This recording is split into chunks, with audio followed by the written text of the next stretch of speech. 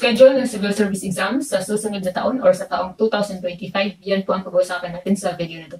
So far, wala pa pong official announcement from the Civil Service Commission website regarding the schedule of registration para sa civil service exam next year.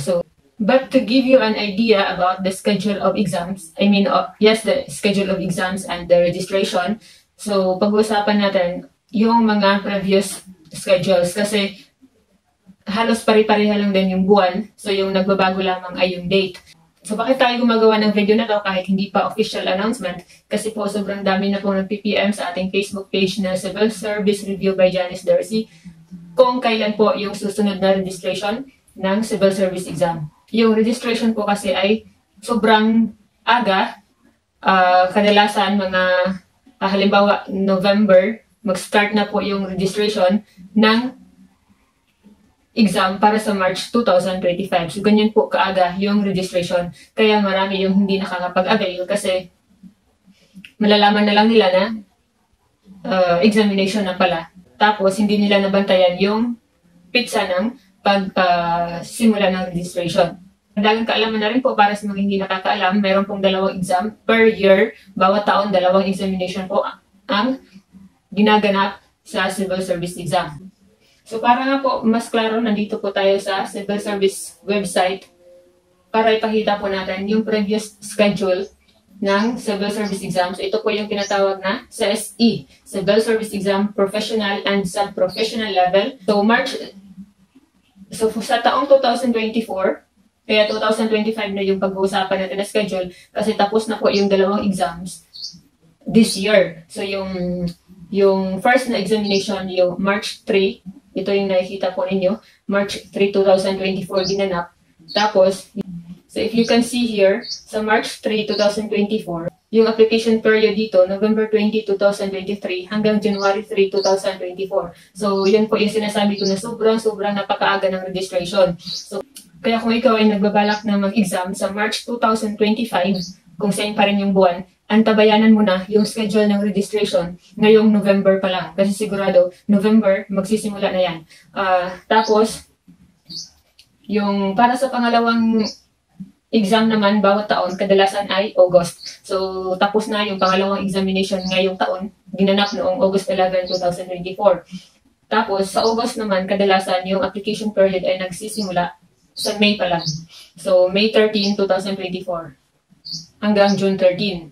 So, ibig sabihin, sa susunod na taong 2025, para sa August na examination, ibig sabihin, sa Mayo pa lang magsisimula na yung registration. Sigurado po yan. Yung pizza lang yung dapat ninyong iantabayanan for the official announcement kung kailan po talaga yung pizza. Kasi yung pizza lang kadalasan yung nag-iiba. So again, para sa 2025 schedule of civil service exam, so ngayon pa lang November, antabayanan nyo na yung official announcement dahil siguradong mag-uumpisa na registration ngayong November.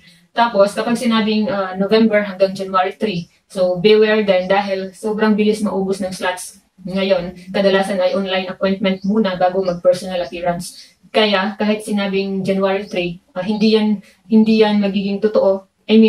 Before that date ay close na ang application or ang registration kung puno na yung slots. Paunahan siya, hindi yung, kung hindi naman mapuno, so by January, mag-end na yung registration, puno or hindi. Pero once na puno na, kahit hindi pa po January, ay mag-stop na po yung registration. So, paunahan po talaga yung pagre-register. So, marami po tayong videos dito po sa ating YouTube channel na tinuturo natin kung paano yung online appointment for the civil service exam.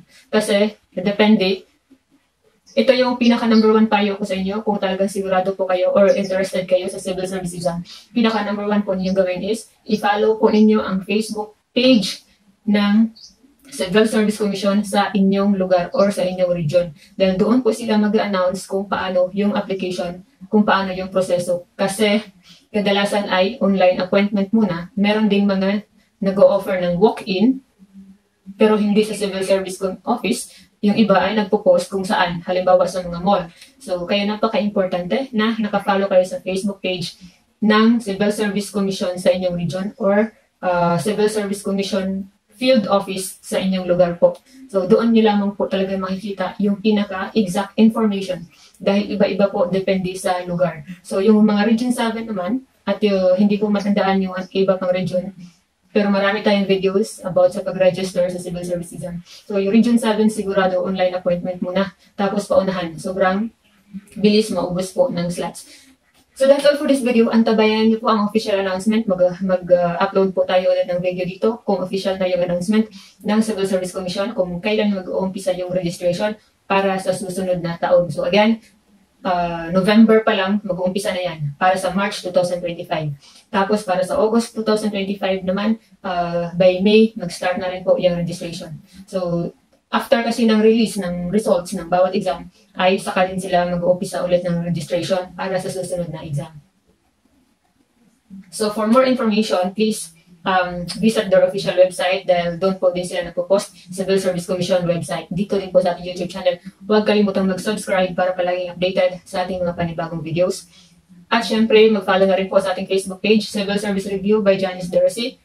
Or kahit i-search nyo lamang po yung Janice De Hersey, sobrang dami na po nating videos doon na nagre-review po tayo ng numerical reasoning category for the civil service exam. Mga basic mathematics na maaaring nakalimutan nyo na, lalong-lalo na kung kayo ay trabahante na po at hindi na po kayo sanay na mag-compute ng mga mathematics. So, our Facebook page is very good to refresh our mind or your mind for the basic mathematics.